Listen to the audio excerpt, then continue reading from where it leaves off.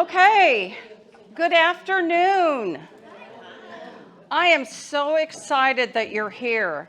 You know, we always worry, rain. Oh no, they're not coming. Some of you may remember the very first time, this has been a couple of years ago, our very first seminar that we had here as we were coming back to Fort Worth, it was the day that they had the tornado. And so we're here talking about, I don't remember which seminar we were talking about, maybe it was called Downsizing. We were here having a conversation, and I kept remarking on how beautiful the gardens are out here and how wonderful it is. And then we noticed as we were going out the front door that it was very dark. My son happened to be here with us that day, and as he was waiting for his wife to come and pick him up, the front desk said, no, nobody's leaving here. The doors are being shut. Everybody has to go into the amphitheater. We need to be safe. But we haven't had anything like that since we've been back. Typically, it's really beautiful and sunny, and this is such a great place to be. So we're glad to have you here. I'm Ingrid Sullivan. I am going to be one of your moderators today. A lot of you know me from previous seminars that you've come to, and like I had just mentioned, I'm super excited for you to be here. This is our last seminar for this year, and we're ending it here at the Botanic Gardens in Fort Worth. What's really great about this particular one is we've got a great speaker that's going to come up here in a minute. She's a lot of fun. No pressure, Kelly. She's a lot of fun. We love her coming because she always gives us good information to leave with, especially this time of year. Medicare changes, holidays coming, special interest rates on credit cards, etc. And we all need to be armed and know what's coming so that we know how to handle that and not be caught in a situation that we weren't anticipating. So everybody should have a handout today. Those of you that have never been with us before, or maybe you're still new to our seminar series, in your handout, I think Debbie's probably given you a pen if you don't have one. Does everybody have a pen to write with? We want you to be able to take some notes. We'll have, I think you already have the handout that Kelly brought with her, but we want you to be able to have the tools that you need. So if you don't have a pen, or the one you have is not writing, we need one over here. Just keep your hand up and she'll bring you one, or two, or three. We want to make sure that you have time for that, or that you can do that. Secondly, it's November. It's the month of gratitude. And I wanted to take the time and express how grateful we are to have you all here. It's been a wonderful opportunity for us relationship-wise to get to know you, to be able to provide things to you. We want to thank the people that have worked with us that are on our focus group, helping us with ideas for seminars. We've got a whole bunch of brand new ones set up for next year.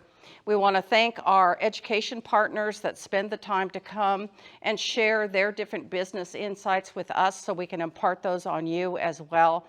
We're just grateful that you're here, and thank you very much. We want to wish you a wonderful holiday starting this year at Thanksgiving. This is our team. We wanted to share our team with you. I'm Ingrid Sullivan. At the back table back here, if he would stand. My partner in life and my partner in business, John Sullivan. John and I are right-sizing specialists, experts. We work with a lot of people when they're trying to make decisions about what's next for me, what do I need to do, who can I call. So keep that in mind. We have John Pennington, who is in the North area, North Dallas. And then we also have Debbie Ford, and a lot of you know Debbie because you've talked to her on the phone. I can't get registered, or how do I sign up for that, or where do I need to go? So Debbie's a very integral part of our team, and we're glad that she celebrated her 10th anniversary with us last month. Just real quickly, for those of you that are here for the first time, this is our business model, just so you kind of get an idea of who are these people. We started our business as real estate agents. We still are real estate agents. We started by helping my mother-in-law make a move. She actually did her first downsize. And what we learned during that time is that we needed more tools and more people to connect for our clients. So we started vetting people like home repair contractors, estate liquidators. We've got several that we work with right now. We have movers and packers. We also have senior living communities that we work closely with, as well as financial and legal. And we have one of our financial experts here with us today. In addition to that, we have our Smart Senior seminars, of which we now are moving into our 9th year on that.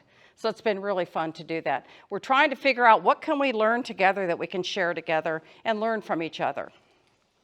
So we have Kelle Slaughter here. A lot of people have met her over the last couple of years. Kelle is going to be do our presentation for us today. So listen up and take good notes, and I'm going to get out of your way. All right. Thank you so much, Ingrid, and thank you for having me come up here with no pressure at all. No pressure. Good afternoon, everyone. I am Kelle Slaughter. I work for the Federal Trade Commission as a senior investigator. You want me over there? Come to the Okay. Casbah. Pardon my shoe attire. I decided to hop off a couple of curbs and get hit by a shopping cart all in the same ankle within a 3-day period. Now, I should know better because I don't heal the same way that I did when I was about 20 years younger. But at the end of the day, I've got a brace on, and it's the only thing that would fit today is tennis shoes, so forgive me. But as I mentioned, I work for the Federal Trade Commission. I'm a senior investigator.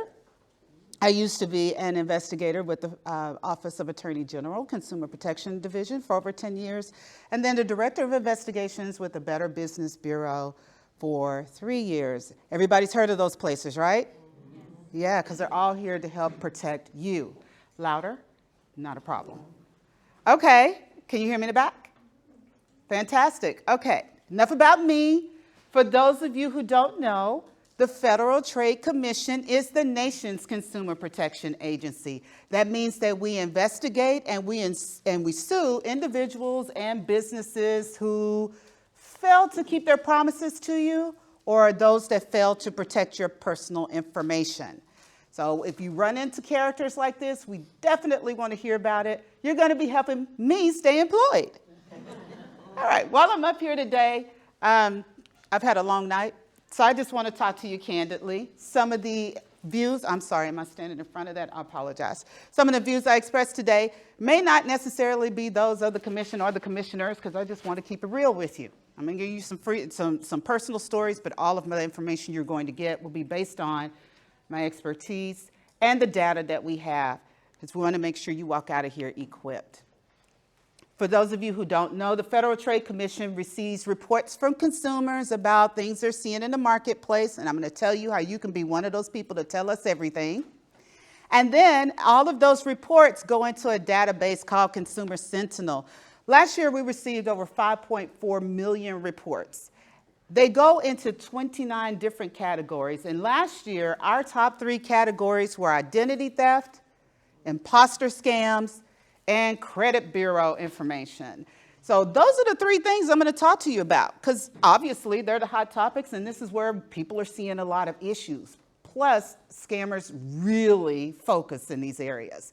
In fact, imposter scams and identity theft fight each other for number 1 year after year. All right.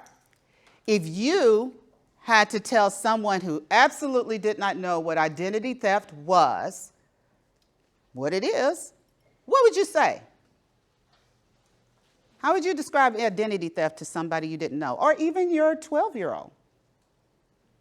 Someone stole my credit card. Somebody stole your credit card, your current credit card information. Great. What else? Social security number. Stole your social security number. Correct. All right. I heard something else? No? Driver's license numbers are very important as well. Anyone else? Using my name. Using your name, absolutely. That's really important too. People don't think it's important, but you will think about it's important when somebody uses your name at a traffic stop and with things in the vehicle. Well, they steal your mail too, so that they can get your name and address, and if they get that, they can just about do anything else. Absolutely. When they steal your name and address, how about stealing the information and using it to file taxes? Yeah, there's a lot of different ways that you can explain it, but in a nutshell, identity theft is when someone uses your personal information without your permission. And if that ever happens, we want to make sure that you have the tools that you need. Now, these are identity theft reports from last year. People typically think that identity theft only happens to older adults. This chart proves to you that it is actually universal. Look at the 30 to 39-year-olds. So what the information that I'm sharing with you today is really important. Share it with your family members, your children, your grandchildren. Thanksgiving is around the corner. I know it's not the best Thanksgiving table talk, but it is important Thanksgiving table talk. So just know that identity theft is universal. All of us need to know this. And another key thing that I want you to take from this is, because it is universal, and we do see younger people being affected by it, you have absolutely no reason to be embarrassed if it happens to you. Do not let those negative nanny thoughts come in saying, oh, you should have known better. Don't tell anybody, try to fix it yourself. No, I'm going to tell you how to get help, but you also need to share with your families. Agreed? All right, very good. Let's see here. So we have a tool with the Federal Trade Commission called identitytheft.gov. It is an interactive system that will help you not only to report, but to recover from identity theft should you experience it. And even if you don't experience it, somebody you know has probably experienced it, right? Well, identity theft makes it a little bit easier to recover because recovering from identity theft is easier with a plan. This website comes in multiple languages. I just have the English and Spanish now, but for those of you who don't know, Commissioner Bedoya just joined the Federal Trade Commission, and he's opened it up so we have languages from Arabic to Tagalog to Japanese, you name it, it's there. And if it's not there, if you call us physically, we'll connect you with somebody who can translate. So if you have a neighbor, a friend, you know, someone who works on your house and things like this who may speak a different language that we don't have posted on the website, just call us. Anyway, we streamline the process to recover. What I mean by that is, once upon a time, if you lost your information and someone filed taxes as you and collected that refund, I know you're mad at that point, right? Right, Charlotte? All right. Well, you would have to go through filing a police report, going to the IRS, going to get copies of whatever documentation from all these different places. It was a lot of work. Now, when you come to identitytheft.gov, you'll plug in your information, and it is the only way that you can do this. We will send that report to the IRS to file your affidavit with the IRS so they have the report from you electronically immediately. You don't have to wait for snail mail, which is the only other way that you can file that report with the IRS. As well, we'll give you steps to recover, and I'll show you how those accordion out so you'll be able to have all of the steps you need. We have information for over 30 types of identity theft. Yes, there are that many, and unfortunately, there are more coming probably. We'll give you online consumer guidance so that if you just want to know, are you here about a data breach? What do I do? Should I do anything? The information is right there. Go to identitytheft.gov. You also, if you happen to experience identity theft, will get your identity theft report. That means no more going to the police department because you print it out right there in your home and be able to submit it to credit bureaus and other people who need it in order to deal with your identity theft concerns. Yes, emergency.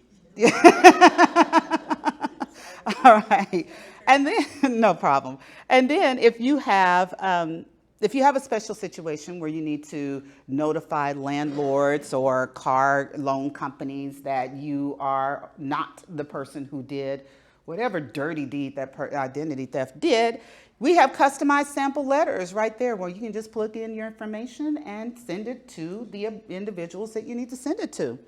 The reports that you file here at identitytheft.gov are shared with other law enforcement agencies who do investigate identity theft concerns. So every report is very helpful to us, even though you may not realize it. All right, there we go. All right, this is what our home screen looks like. It's really easy to go ahead and file with us when you go to identitytheft.gov. On the right-hand side or left-hand side, well, you're right.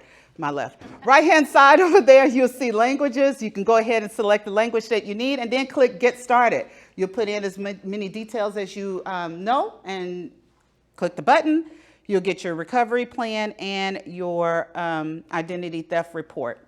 That's your identity theft report that you would submit to credit bureaus, to people that you owe, and any banks that may have been affected by the identity theft.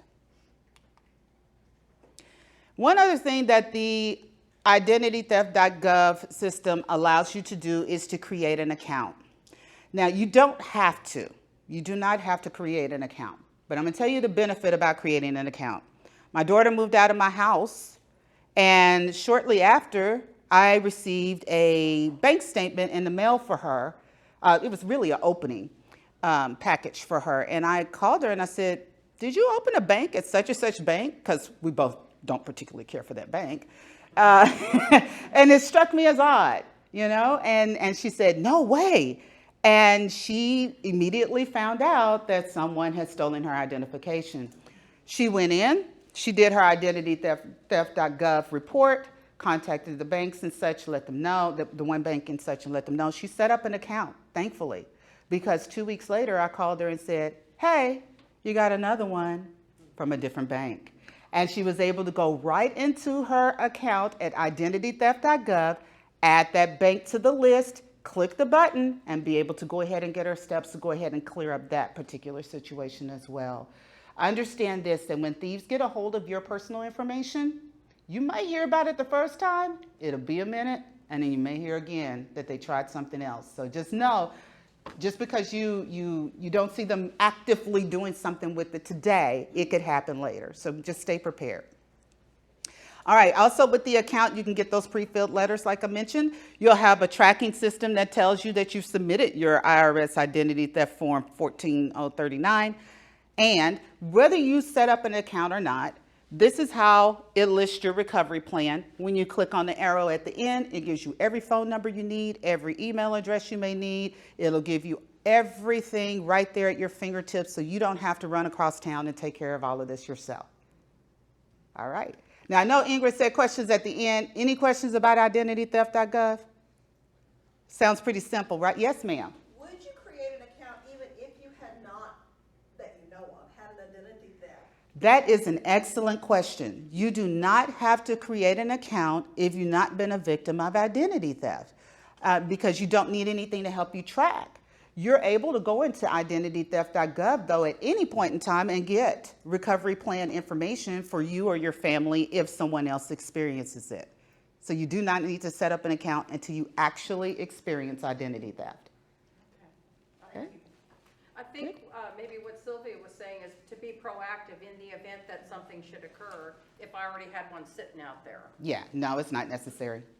It's not necessary. It's an excellent question. All right, let's talk about imposter scams. Anybody remember those phone calls you get from the IRS that says, "You need to pay up now, I'm coming to your door to arrest you," or yes, exactly. The ones who ask you for a gift card immediately if you need to, so you can clear up your debt. Well, imposter scams have been around for many, many, many, many years, and they have gotten more sophisticated over the years, I must say. I'm going to hobble over here for a second because we're right now in the middle of there we go, Medicare enrollment. That's right. And unfortunately, riddled among all of the calls that you're getting, which may be actually real companies, you may experience a fraudster trying to steal your personal information. So let's take a look at this video real quick. Was what I always wanted to be. I got my doctoral degree in early childhood education. My husband and I had a wonderful marriage, and I lost him in September of last year. I got a call from someone who indicated he was from Medicare. They told me that they needed my Social Security number, they needed my bank account number for new Medicare cards. I told them I was not giving them the information and hung up the phone. There were thousands of consumers affected by this scam. They told consumers that if they didn't provide this information that they might lose their Medicare benefits, and they implied that that would happen pretty quickly. They called back and I continued to refuse to give them the information, but they would transfer me to someone else who would give me the same pitch they were giving me. I just wanted them off the phone. I gave them the information they wanted. These telemarketers are professionals. They know what buttons to push. They know what to say to get people to provide their information. If you receive a call from a government agency, be very skeptical. Government agencies don't call consumers to ask them for money. They don't call consumers to ask for personal information. I think it is very important that all of us continue to learn about scams. Because of consumer complaints like the one we received from Dr. Bowers, we were able to go into federal court, get a freeze on the defendant's assets, and shut the company down. I was so glad to even hear that they did win the case and shut the people down. Sounded like she may have had some other choice words there. Has anybody gotten one of those calls like Carolyn before? Yeah, and it's likely that you might hear about them again. But what did Carolyn do wrong that I know that nobody in this room will do? Gave them the information. What type of information should Carolyn have not given them? That's right. That's right. If Carolyn was really interested, thank you. If Carolyn was really interested in joining the offer or the insurance company that was calling her, what should she have done? Call that private company. Correct. You guys are awesome. I should take a seat. Y'all could teach me. Oh, you know what? I left the clicker over there. Okay. So you may be getting phone calls from Medicare providers. I use that word loosely, okay? And the reason why is because a lot of people may call you up and say, yeah, we're affiliated with Medicare, we're endorsed by Medicare, and that is untrue. The federal government, any federal entity, cannot endorse a private company. That means that if it's Insurance ABC that's calling you up and saying that we're the preferred provider for Medicare services, it is a lie, because we cannot do it. We cannot do it. So yes, don't be like Carolyn. She got worn out, and I get it. I understand. She probably heard some of these statements while she was on the phone. You have to act now. They're trying to rush you into making a decision before you can talk to or investigate or look into what they're actually selling. The FTC has sued multiple companies for telling people that they were going to be getting insurance when all they actually did get was a discount card service. At the end of the day, we want to make sure that you're getting your full benefits, which also means that if someone tells you if you don't act now, you won't be able to get your benefits. Also, very untrue. The reason why is because if you're entitled to those benefits, you're going to get them, okay? Even if you sign up on the last day to enroll for Medicare, okay? Don't trust anyone. They tell you that. Why? That's right. They don't want you to get help. They don't want you to know that, this could possibly be a scam. And when they try to hold you on the phone, they're doing exactly what they did to Carolyn, trying to wear you down. Did you hear her say she got switched from one person to the other and they kept telling the same thing over and over and over again? That would be high pressure, right? And nobody wants that in the middle of trying to cook and take care of things for the holidays. There are also some other imposter scams out there where people are calling you and telling you that you need to move your money in order to protect it. You all know that a lot of older adults are targets because they believe that you guys have this huge nest egg, and that's why you get to be retired and you don't have to work anymore. And boy, I love to get my hands on it, so let me do it this way. Hey, Charlotte, I'm going to pick on you. I'm sorry. I could see your name, so it works. Hey, Charlotte, move your money over into this account, and I'll help make you even richer. And what happens is Charlotte doesn't see her money again. So let's make sure to listen out for these types of things, especially when people are telling you to buy gift cards and call them on the phone with the number. It's a quick way for people to steal that money off of the card, and you never know who was actually on the other end of that telephone. Now, scammers not only call you by phone, but when they do, what you need to do is hang up. I don't even answer phone calls for numbers that I don't know. And I've been trying to get my mother to stop, but my goodness, she is curious about who's on the other end of that line. And it does not matter how often I tell her, stop answering those calls. She will answer those calls. Y'all, she called me, I think it was October. October buzzed in here and got snatched right out of here real quick. It just blew by. But I think it was October. She called me and she says, hey, I got this phone call from somebody at the Federal Trade Commission saying that they had money for me. And so I called them back to get the information. And I'm like, you did what? Yeah. And then, when he told me that I needed to, just send in this amount or whatever, I told him I'd call him back because I needed to call you. And so he didn't want me to hang up, but I did. I went ahead and called you to find out, do you know so-and-so? Should I do this? I'm like, Mom, did you not listen to me when I was... Y'all, please listen.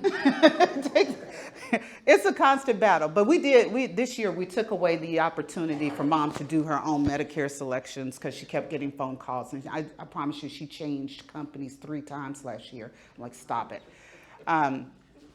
Yeah. Don't trust your caller ID. If those calls pop up and they do say FTC, Social Security, IRS, don't believe that. Just hang up on whoever it is if you're one of those people who has to pick up that phone.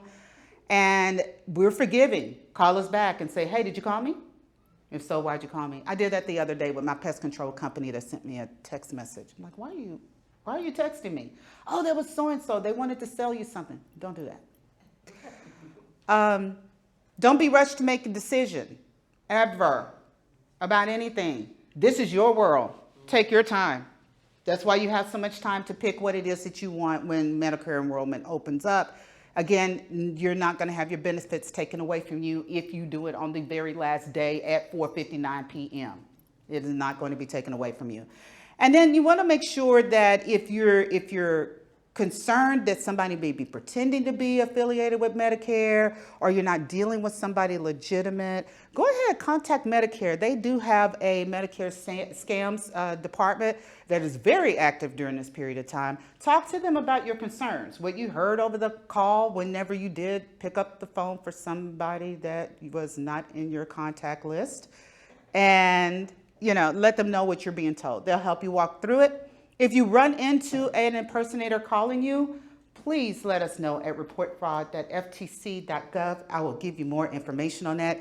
Does anybody want to take a picture of this phone number to have it, or do we have Medicare's number? I think it's on the back of your card, too. Okay. It is 1-800-633-4227.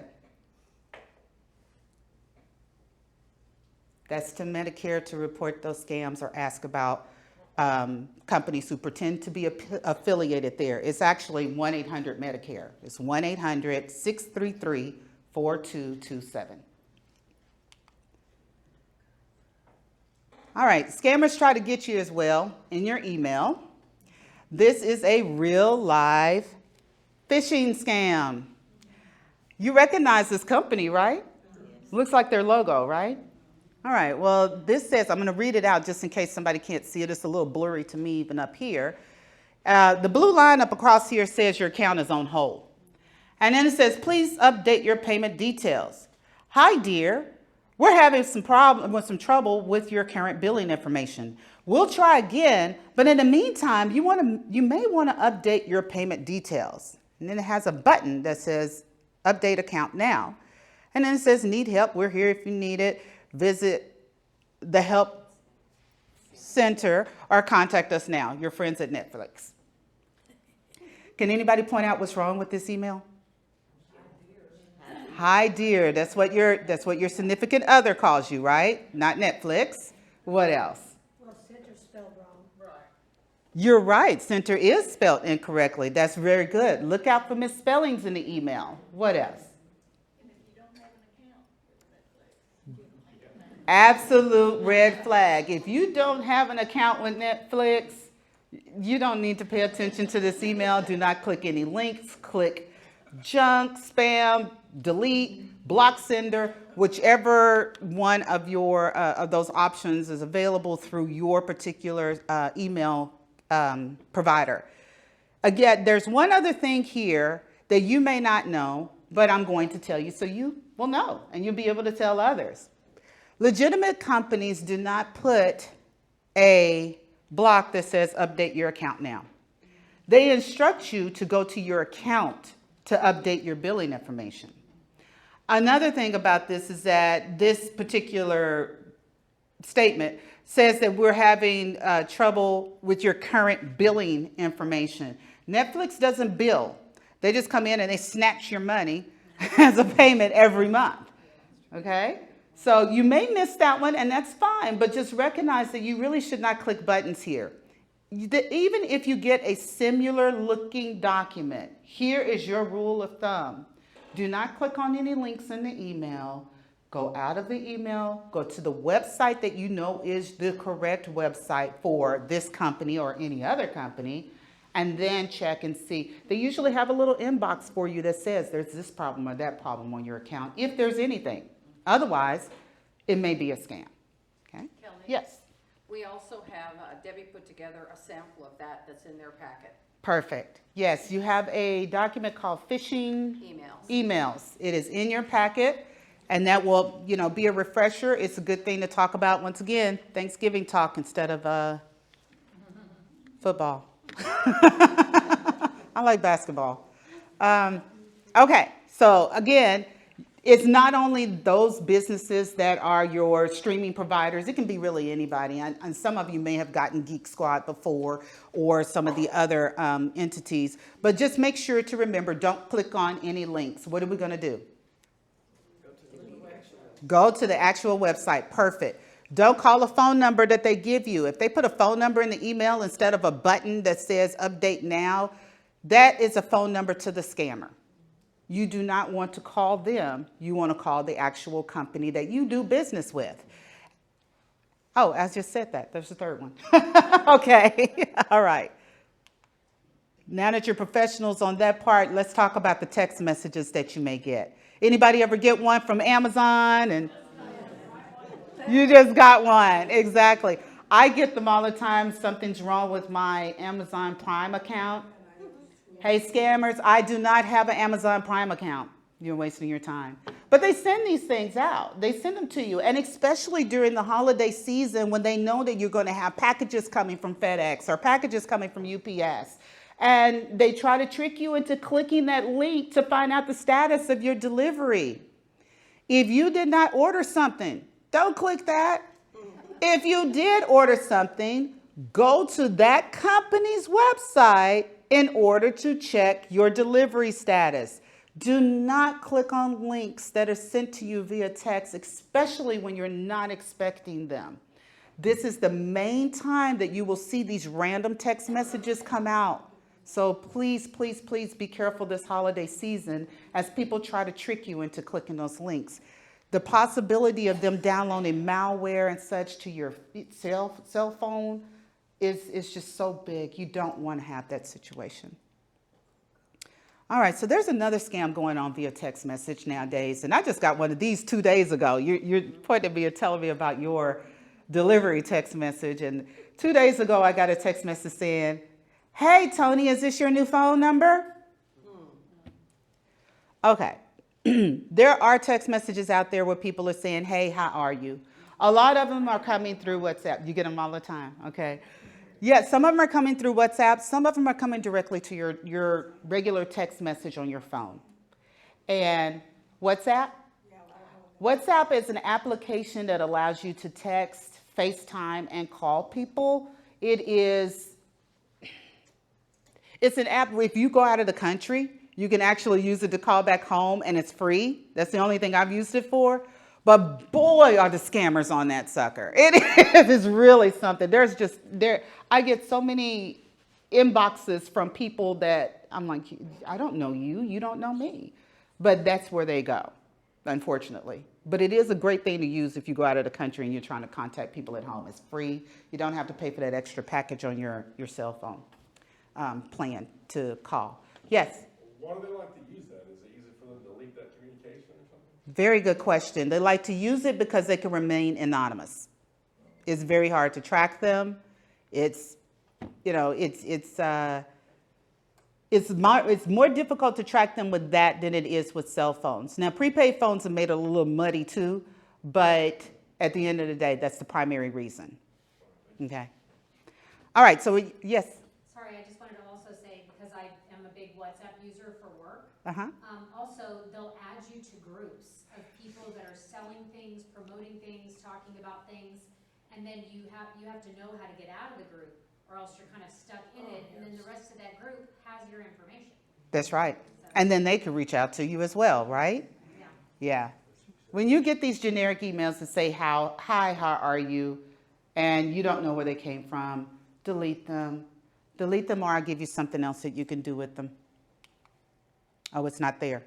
I'll tell you how you can get rid of those spam text messages. And it's probably later on in this presentation. I thought it was right there, but it's not. If you get a spam text message, your cell phone provider may have a button that says report and delete, or report and block. If your cell phone provider does not, because there are some still out there that do not have this feature, you are able to forward that email, or that text message to spam, S-P-A-M. And I just remembered where this is in the slideshow, so you're going to hear this again. But you forward it to spam. Your cell phone provider will ask you for the phone number where it came from. You give them that phone number, and then you delete it, and that's all you need to do. We take it from there because the cell phone companies are looking to see what other accounts that particular phone number is connected with, so they can go ahead and address all of them at the same time. So gone are the days where you were getting a phone call from IRS from this number, and then the next time you get it from this number and that number and that number. If those numbers are on the same account, you don't have to worry about it. So please help us by using that feature. I'm going to repeat that later, so you just know it's coming. All right, family emergency scams. This is an ongoing scam for many, many, many years. Has anybody heard of it? That's right. You get that phone call. Hey, mom, grandmom, I'm in jail, or I've been hurt and I need help all of a sudden. And they used to just send it an email because then you couldn't hear the voice and be able to ask questions or anything like this. Then scammers shifted to text messages, and people were being responsive and such. But now we also have artificial intelligence. It's unfortunate how many of our family members may be on TikTok and other platforms where their voices are being recorded constantly. Mine's being recorded right now. At the end of the day, there's very sophisticated, easy to use software out there that will take your voice or your loved one's voice and place it into like an emergency call. So in the event that you received a phone call saying, hey, Grandpa, it's me, I'm in trouble, I need money for bail, you hang up the phone and call who? Call the jail. Who said that? Good job. Call the jail. That's right. If they say they're in the hospital, you hang up the phone and call who? Right. If they are just saying, I'm in an emergency, I need to pay a bill, hang up the phone and contact the person that you believe that it is that's contacting you, or contact someone that's close to them who may be able to verify that it is them. Please do not send money. You do not know if it's a scammer on the other end of the line. You do not. And it's unfortunate that you can't just pick up the phone and hear that loving, sweet voice of your grandchildren anymore and know and believe that it's them. Sometimes it's not. So here's another topic at the Thanksgiving table. Are we ready? Set up a password. My daughter and I have a password. If there's really an emergency and she called me and said, Mom, I'm in the hospital, I've been in an accident, she knows she better give me this password. Otherwise, I'm not going to believe that it's you. Make it something that's difficult for a scammer to be able to guess. Don't make it the same password as your security company, just in case they experience a data breach. You definitely don't want somebody to have that buzzword for you and then use it whenever you have an emergency with your children or grandchildren. But it's a good way to make sure that you have a verification method for you and your family members to be able to say, I really am in trouble. Because the first thing that a scammer does is pull on your heartstrings, make you believe it's an emergency, your adrenaline is flowing, but I need all of you to stop and remember this word, verify. Verify. Contact the hospital, contact the jail, contact your loved one, get your security word, whichever method you use, verify. The same thing when you got those phone calls from the imposters, verify. Okay? That's our fun word of the day. Verify. Slow down and verify.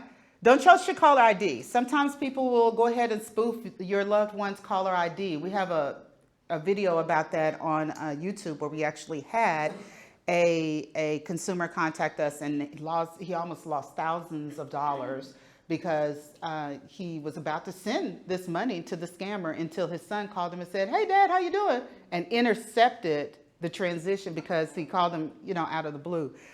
Don't trust the voice on the phone. You want to make sure to verify whatever's being told to you, especially when they're calling up and asking you for money or saying, hey, Grandma, just run up the street and get that Amazon gift card and call me back and give me the numbers off of it. Make sure that you verify, okay? Verify the story, verify the person. All right, and report these scams if you run into them at reportfraud.ftc.gov. All right, romance scam. There's a video here. But thank you so much, you sweetheart. What do you think about when you hear the word romance scam? Terrible. All right, let's see what the video says. Looking for love in all the right places? Like popular dating sites, mobile apps, and social networking sites? Ron seems like a perfect match for you. He's thoughtful and says he can't live without you. He says he's from the US but works out of the country. He says he wants to visit but says he can't afford it. He asks you to send him money. Last month it was medical bills for his sick aunt. This month he needs money to fix his car. Next month, who knows? Ron wants your money. Don't send it. The person pretending to be Ron is a scammer. He'll tell you anything to get you to wire cash right away. He'll never run out of excuses. If an online love interest asks you for money, walk away, no matter how compelling the story. Report scams at ftc.gov/imposters. Okay, now Ingrid knows my soapbox situation. I'm going to tell you my soapbox situation, and then we're going to talk about Ron, because I would never date him. Ron is broke, y'all. He's asking for money. You kidding me?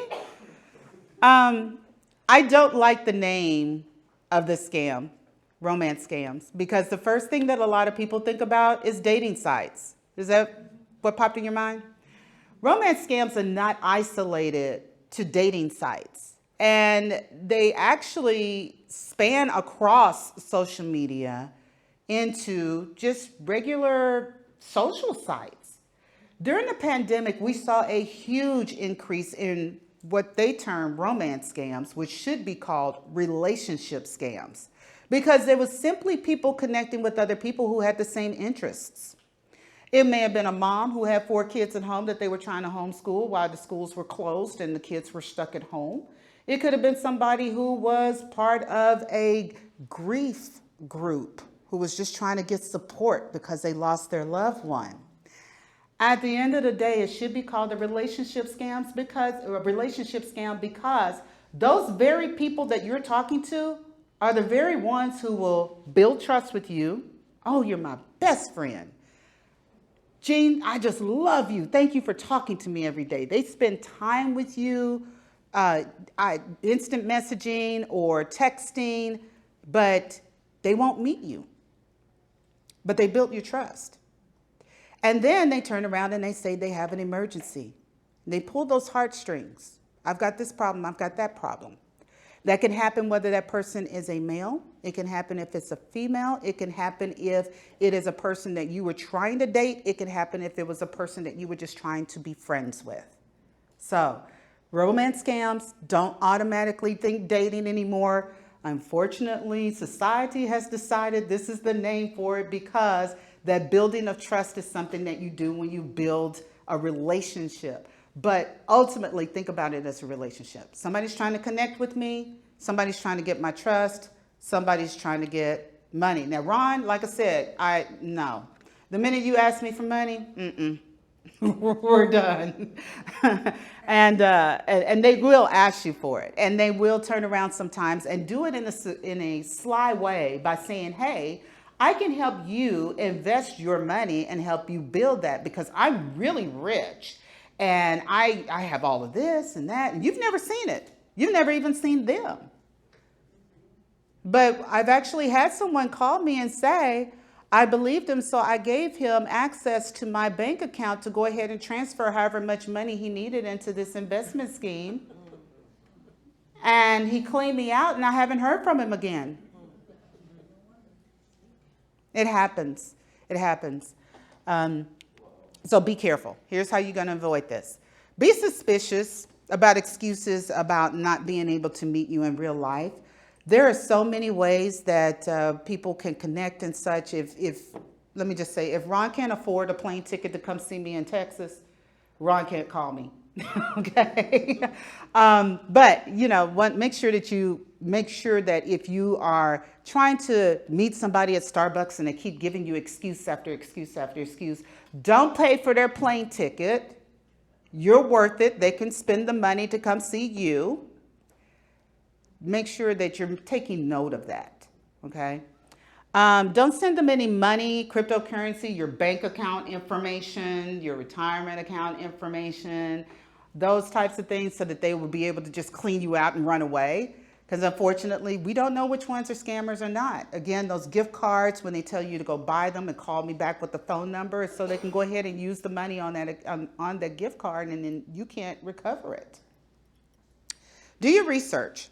If you're online and you're on the dating site, I'm not going to ask who is. There's been a lot of romances all around me where people have found love on dating sites. I'm not going to put them down. They are effective for some people. Not when you meet Ron. Ron is broke. Do your research. If you need a little help from your grandkids, because they're better at this and quicker at this, unless you have to do it as a profession, there are ways that you could take the person's picture that's on their profile and search it to make sure of their name. They may be on other websites under a different name. They may be on other websites under a different career. You never know. Get that extra help. You can reverse search their image right there on your search engine like that. Okay? Don't share your personal or sensitive information with them. I think I mentioned that with the bank account. This also goes with your social security number, your driver's license number, all of that good stuff. And make sure that you talk to a friend or a family member about your new acquaintance, because sometimes we get so wrapped up in, oh, that person's so wonderful, and we're so emotionally attached to this new relationship that we miss the red flags. But maybe our friends will see it. So don't be embarrassed about sharing that you found a new friend or a new boyfriend or girlfriend, however you found them on social media. Be sure to have a partner going through this. And then if you run into a romance scam, let us know, and I'm going to tell you more about reportfraud.ftc.gov. On social media, you want to make sure, though, to try to avoid some of this kind of contact that you can, and you have the authority to do it. You have the resources to do it. Do it by setting the limits on your accounts, your privacy limits. Okay, you want to limit it to your friends and family who can see your pages.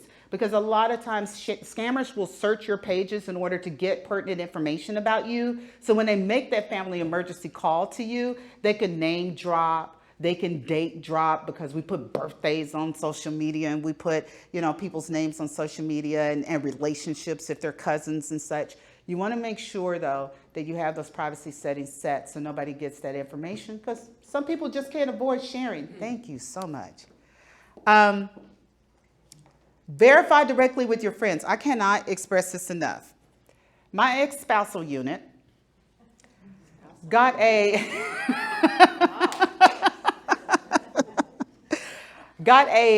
direct message from someone that he thought was his sibling. And she said, hey, I got into this cryptocurrency. And my ex-sister-in-law, she was weird. So it wouldn't surprise me if she did run across something like this, or she would say something like this. I got into this cryptocurrency thing, click this link and send some money, and you'll be able to go ahead and start making money now. Hurry up and do it. The doors are going to close for you to be able to, take advantage of this. And he did it. Like, dude. He did it. He lost money. But the sad thing about it is that the DM did not come from his sister. It came from a scammer.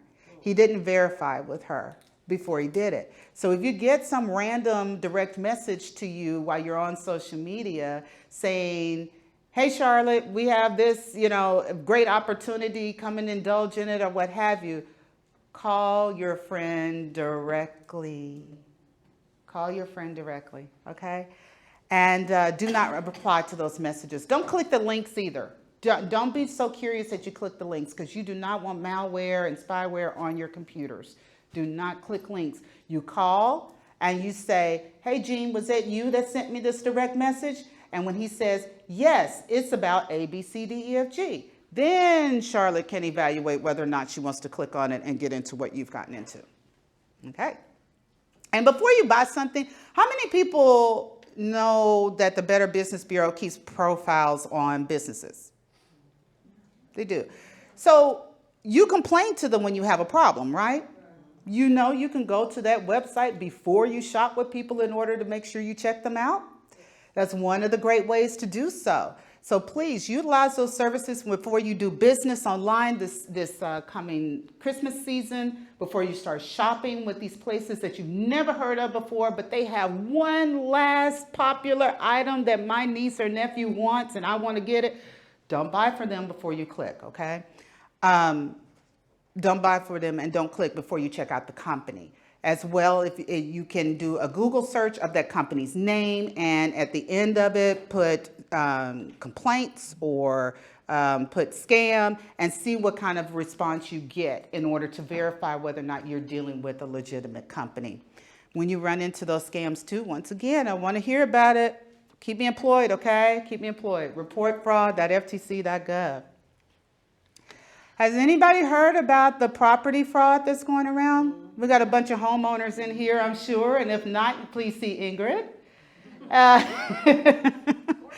Or John. See John back there with the smiling face. He's happy to help you out. Unfortunately, impersonators will file a deed that transfers your house into their name, and it's really hard to stop because, well, the clerk's office, well, they didn't contemplate this happening, right? And so they're playing catch up. We're trying to figure out ways that we'll be able to block someone from doing it. It can happen. But what you can do is get alerted by it, okay? Just like some of you may have credit monitoring, which we'll talk about later. You can have monitoring on your property deed at the clerk's office. For most of you, I'm assuming that you're in Tarrant County. Here is, please take your cell phone and take a picture of this. I don't mind. You could sign up for property fraud alerts in Tarrant County right there at their website. They will send you an alert if someone files a deed or any documents. I'm sorry, I'm in your way, aren't I? I'm using the table as a prop. They will alert you if anything is filed under your property address or your name. It's really, really simple to set it up. Here you go. All right. And this is what the website looks like. When you get here, it will tell you that, if you need assistance signing up, their phone number is at the top of it where you can call them directly if you're not computer savvy, and it'll walk you through. It is really simple to sign up, and it's very proactive on your part to be able to know I need to react to something that has happened on my property.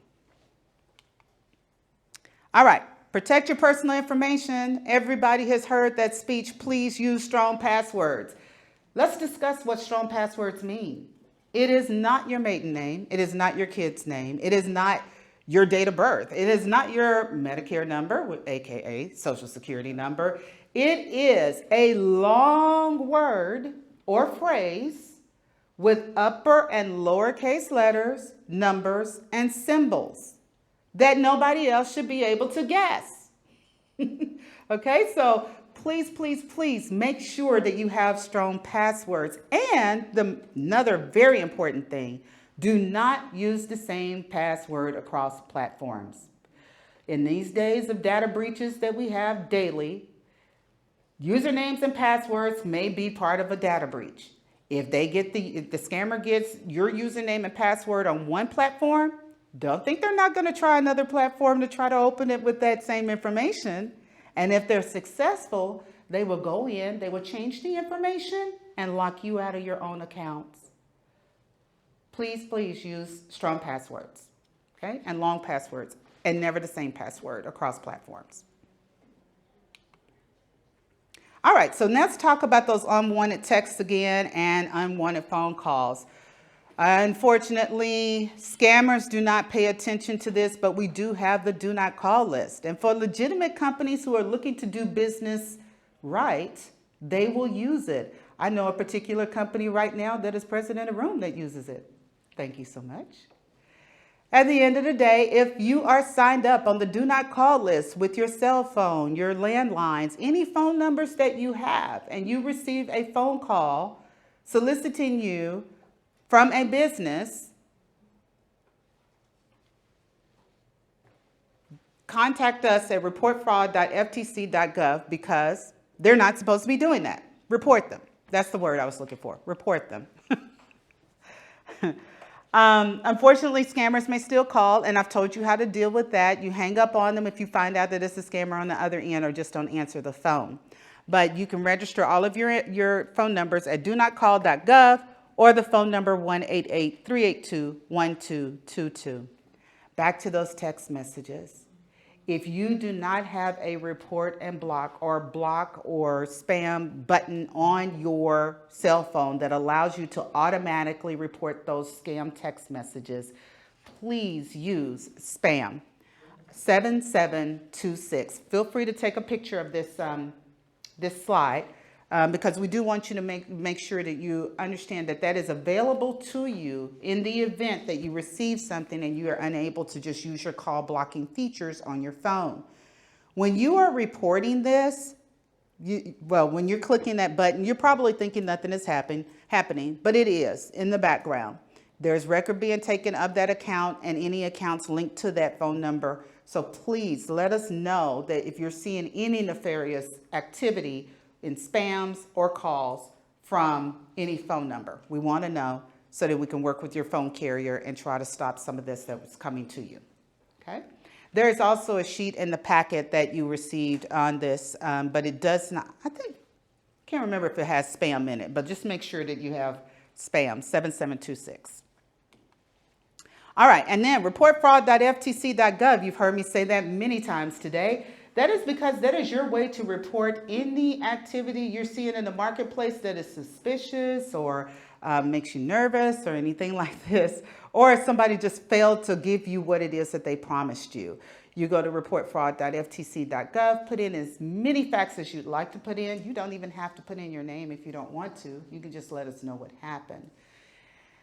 Once we receive it, we do share that report with other law enforcement who are investigating the same types of schemes. So if you were part of an investment scheme, if you reported it here, SEC will see a copy of it. If you reported here that you had an IRS issue, IRS will see it. Your local police department may see it if you are reporting identity theft at identitytheft.gov.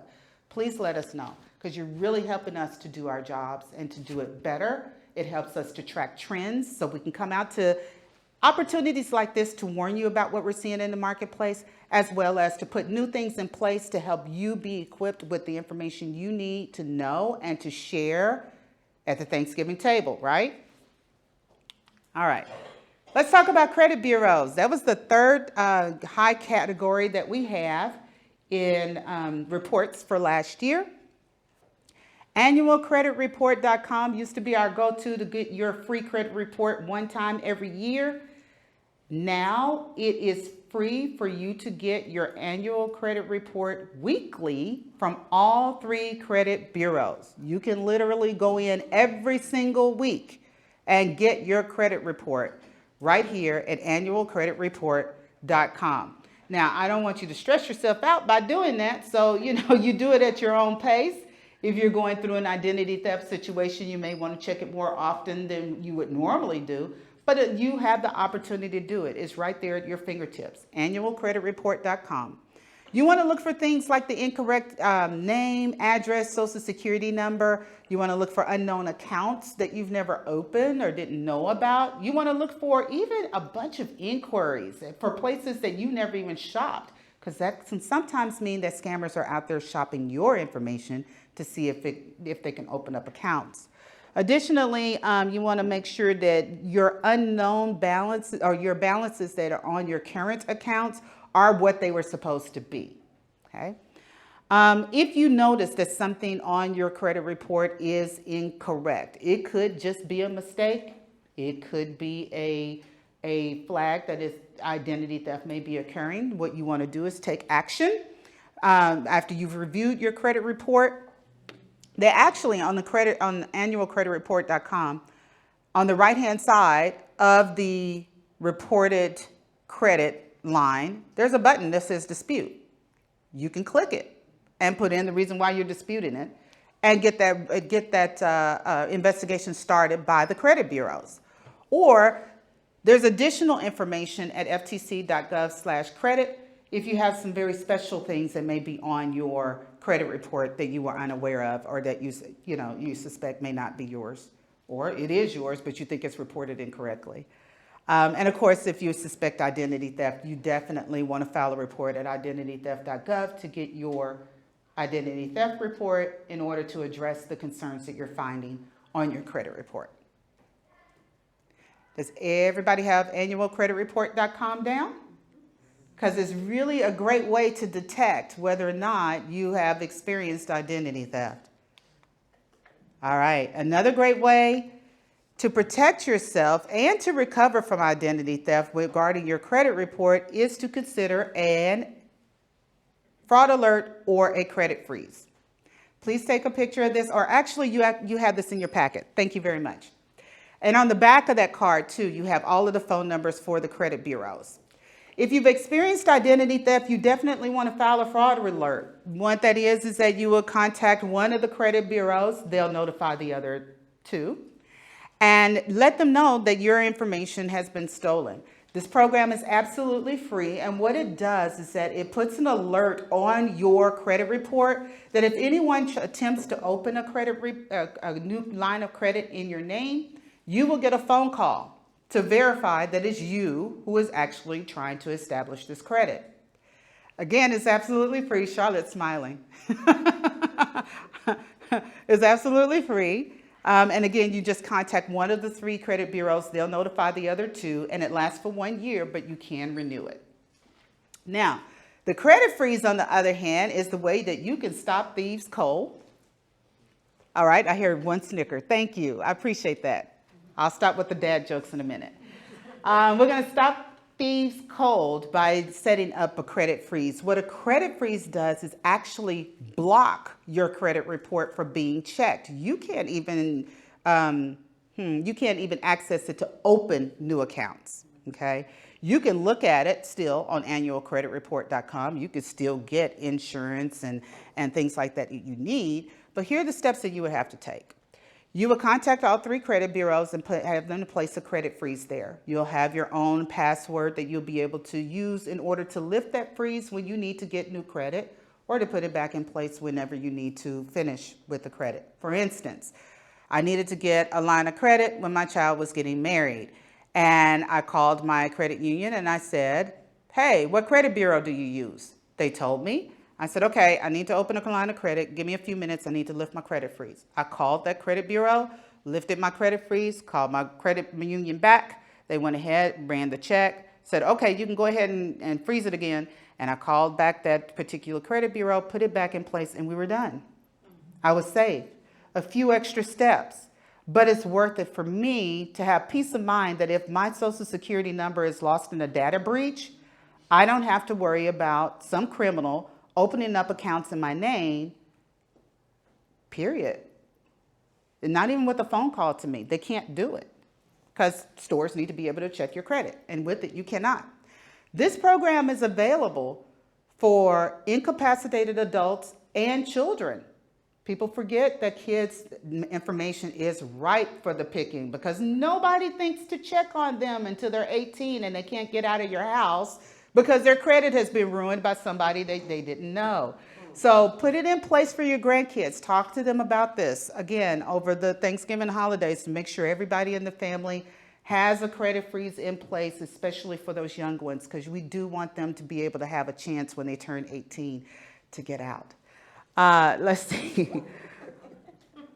All right, I think that is it on credit freezes, really important information. I had someone ask me once before if credit monitoring was good enough. Just so you know, credit monitoring is reactive. They will tell you once the dirty deed is done. This is proactive, and it's free. So you can do both. You can do one or the other, but just know that having this in place may be a peace of mind for you because we experience multiple data breaches per day.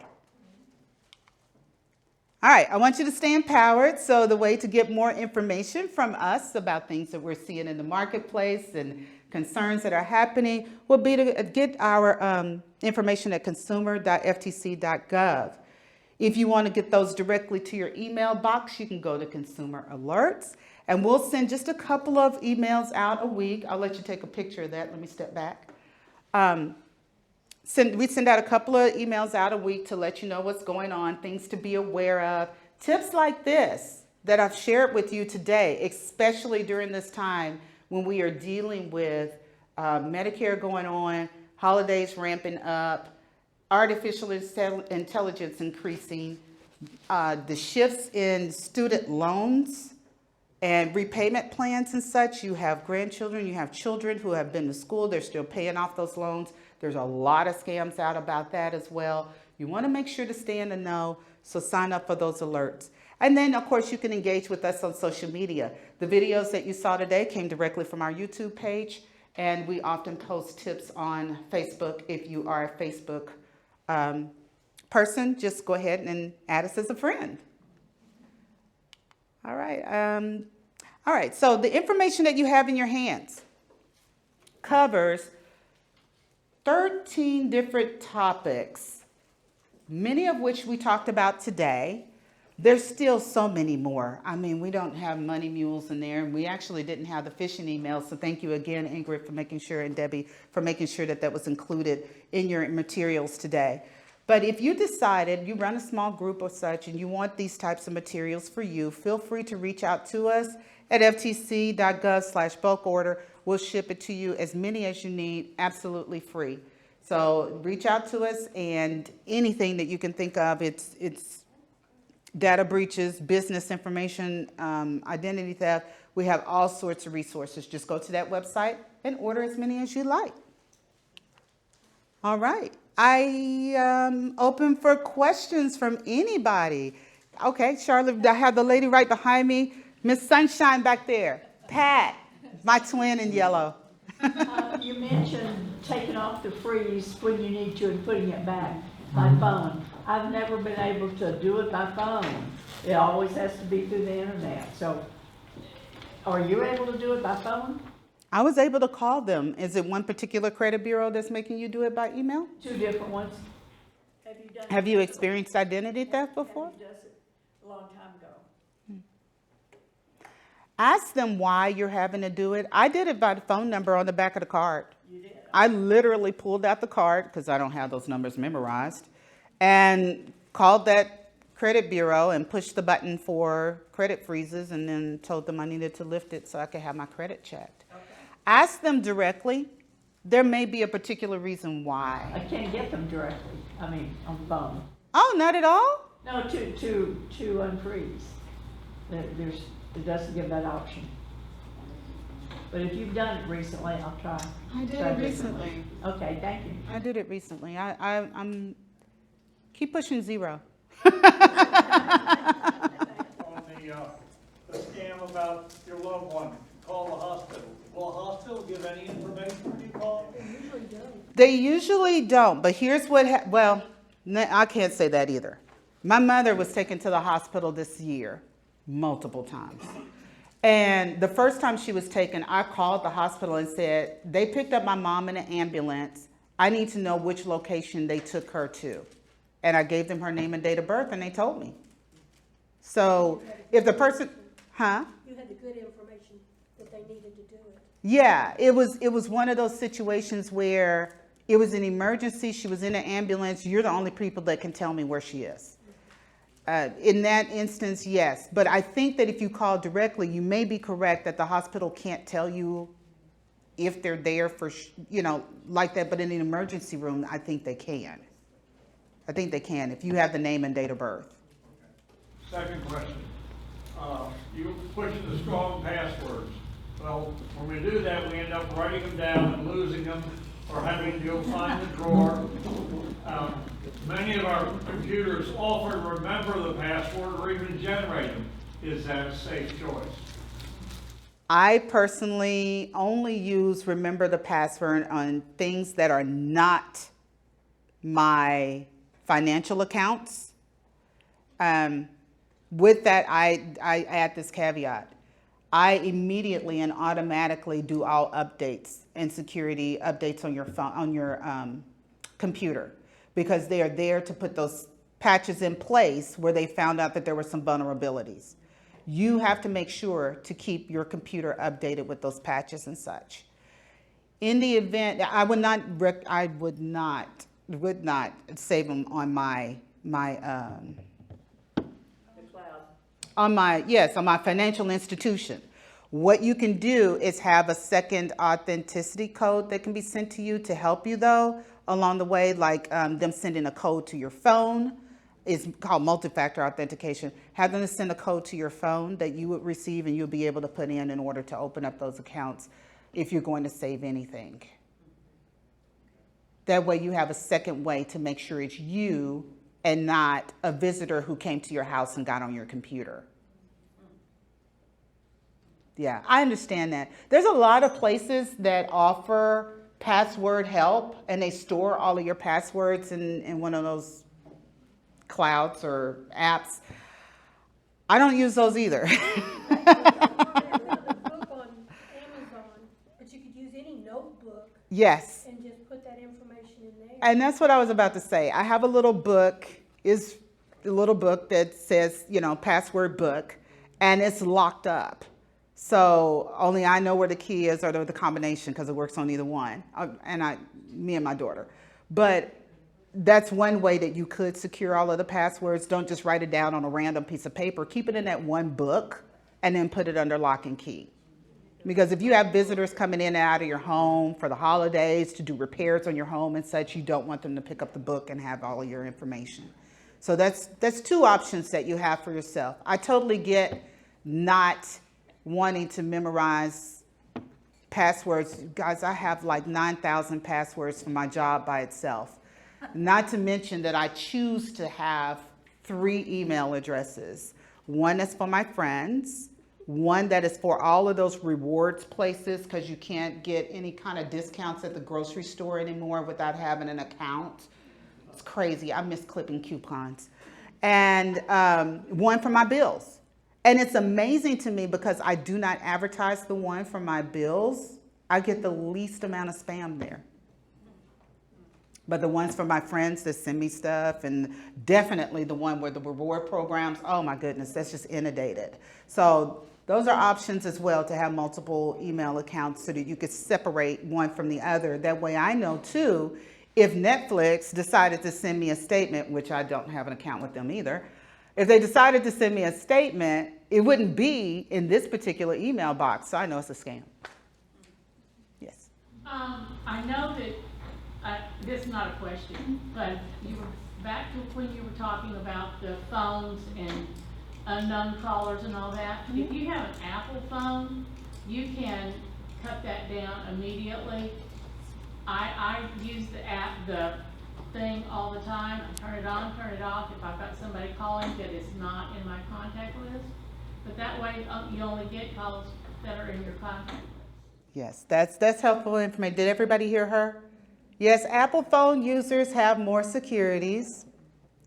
Android users, not as much.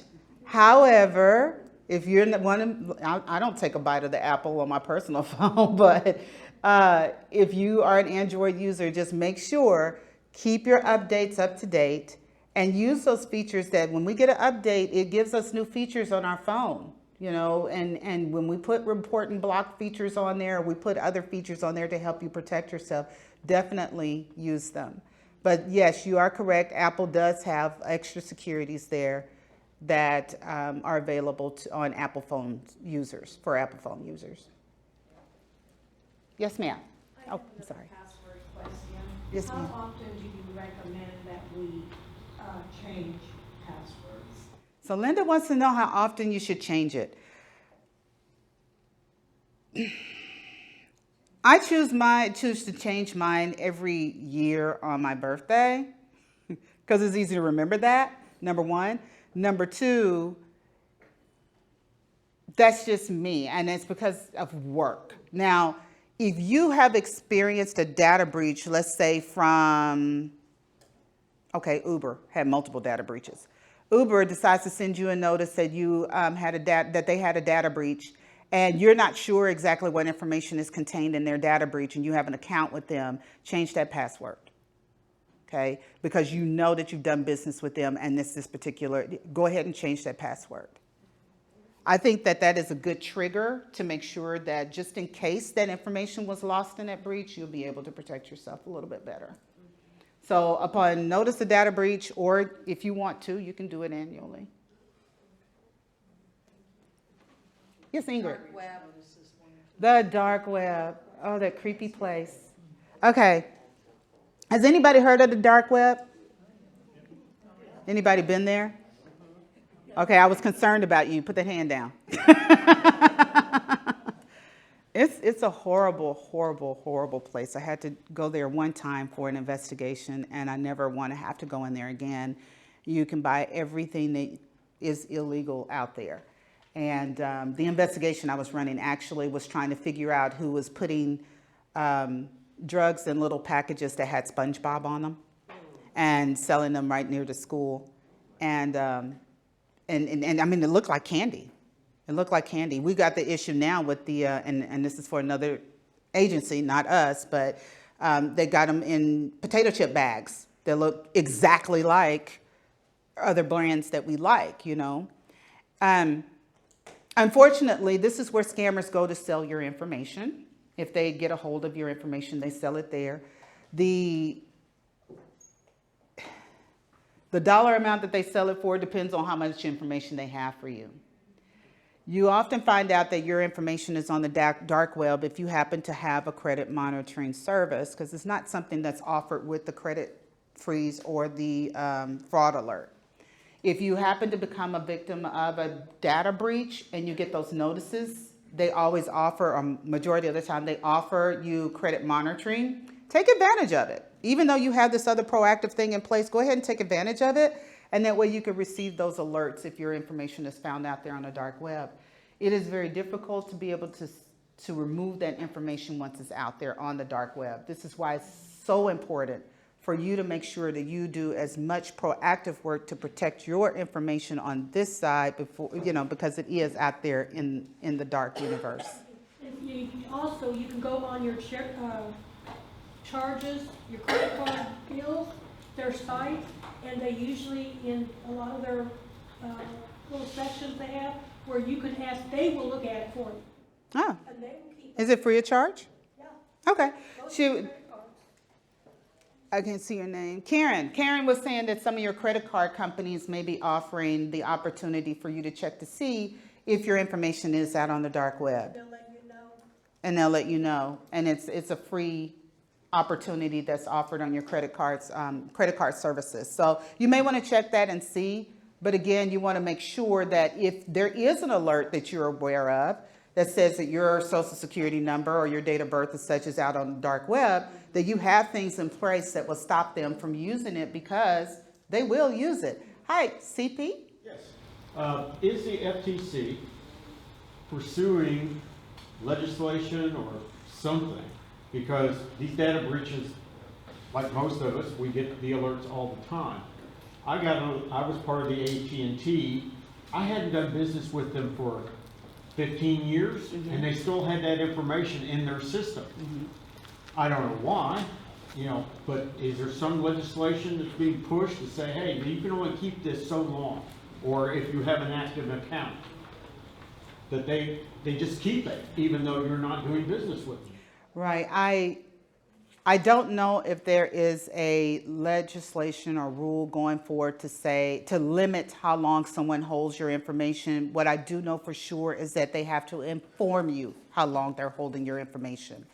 For instance, if you read those contracts that we usually zoom past and click agree, it will say, after you completed business with us, we will keep you, retain your information for 5 years, 10 years, whatever it is. They have to disclose that to you. I'm not sure if AT&T infinitely holds yours because they want to have a chokehold on you and be able to call you constantly to try to sell you things, or what the situation is. Contacting or anything, because I was shocked when I got the letter from AT&T saying your information. I haven't done business with them, like I said, almost 15 years. Yeah. I had forgotten all about that, and obviously they hadn't, or it was stored someplace that got part of that. Yeah. I mean, we were all 78 million people. I mean, everybody got it. And I didn't know if the commission was pursuing some sort of something to help this problem, because it seems to be getting, like I said, I've had 4 corporate data breaches in the last 8 months. So my information, and you can't change a lot of it. So, everything's frozen, but it's kind of ridiculous that a company can keep that information indefinitely. Yeah, I agree with you. There's been a lot of talk on the Hill about privacy concerns and limiting businesses. I'm trying not to be too political. Some people are pro-business and some people are not pro-business, that will allow them to hold on to certain things and use certain things whenever they get ready to. It's an ongoing battle, and all we can do is try to support these rulings as they're before the folks on the Hill. Thank you. Yeah. And I get what you're saying. I have a folder in my email box for every time I get a data breach notice. And I can't count how many. I've got several monitoring services right now because of multiple data breaches, even with your medical information. I wish there was something more that I could give you, but it's an ongoing battle, and yeah, without going into too much politics, we have to just kind of wait, hope, and vote. Anyone else? All right. Yes. I just had a couple questions. One of them, I had a friend of mine, I guess he got hacked on Facebook or something, and so it said, there was like a post about him selling his car. He had like this Honda Accord, and, my daughter was getting ready to drive. I was like, oh, that might be a good car for her, so I was looking at it. And so then I happened to text him, and I was like, I'm not selling a car. Like, what are you talking about? So, luckily I was able to see it in the scan. Because he was selling a car, it was like several items. Hey, I'm moving, here's all these items. Yeah. So, what do you do if that happens to your Facebook app? Do you go delete that account? What do you do?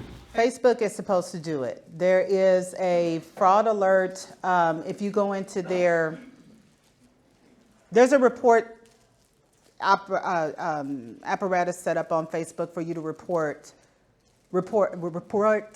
pages that are not real.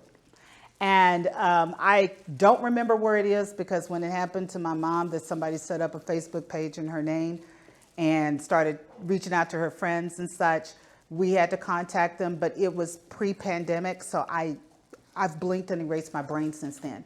But there is, somewhere in their help section or in their FAQs, a way where you can report that particular Facebook page as being fake.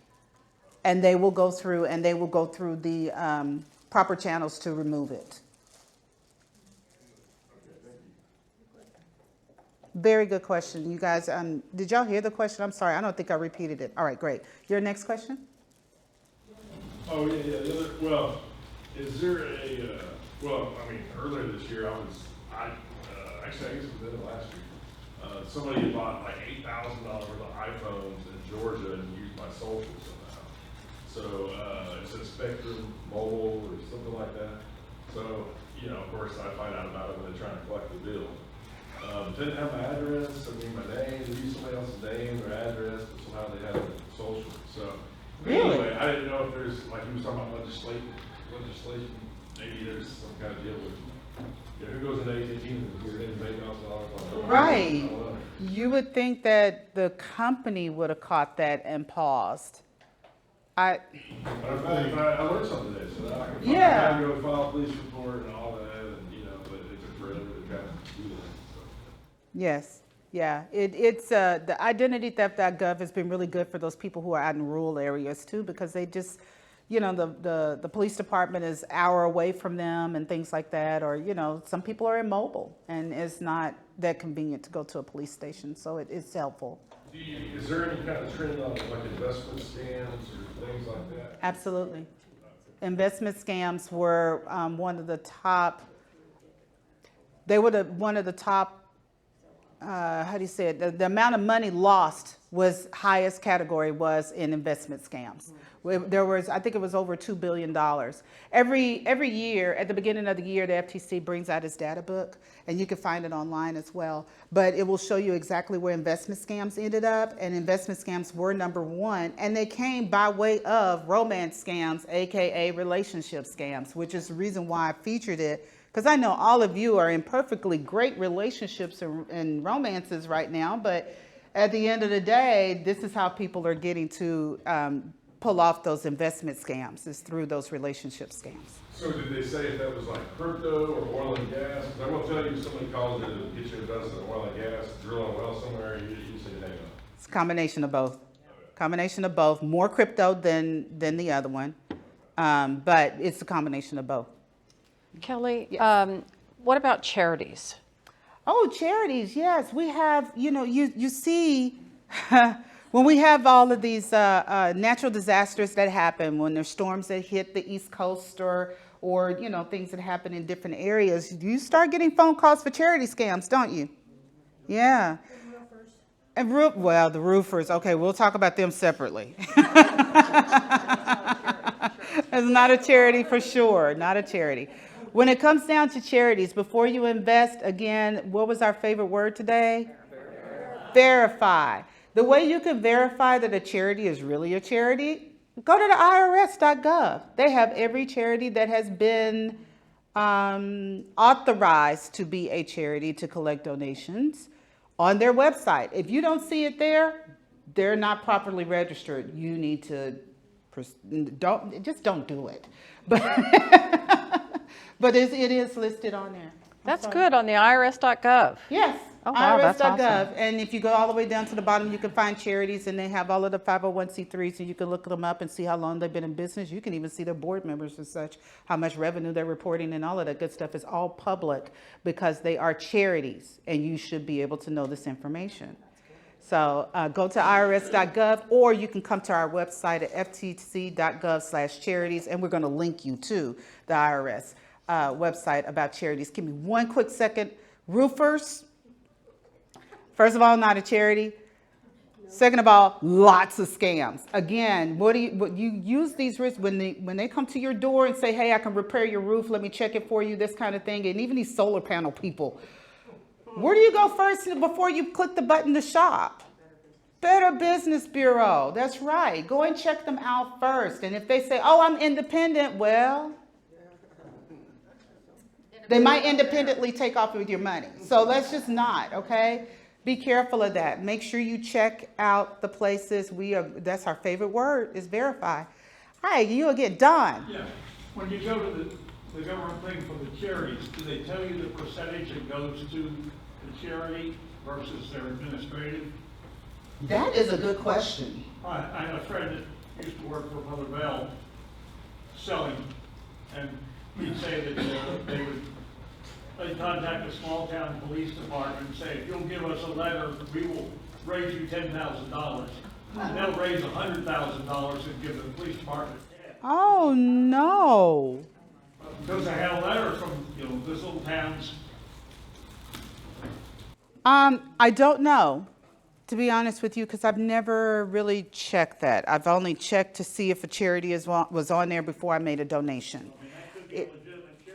It could be a legitimate charity because there are some that do that. We have a campaign that goes around this time of year through the end of the year through the federal government where we can elect to have portions of our check donated to the particular charity that we like. Well, when we go to that website in order to select the charities to do this for, it tells us how much is going to which deal, but that's only that program. I'm not sure about IRS. That is a very good question. I've got to go look, Don, so I can know for next time. But please go to irs.gov and make sure that you check before you give next time as well. Let me get Larry over here. For Larry, right? One of the things I like to do when I get a call, if I think it's a spam or something, or soliciting, is I just say, can you hold on just a second? I just put the phone down and go watch a movie. Okay. Okay. Oh, that's funny. Once upon a time, we used to play games with them, but now they're recording your voices, so you need to be careful about that. I like that idea, but I cannot promote that or endorse it. You guys have heard it. I might do that. Anyway. He said, oh, I'm sorry. He said that when telemarketers call him and he answers the phone and they start in, he's like, oh, hold on just a second. And he lays the phone down and he goes back to watch his television program.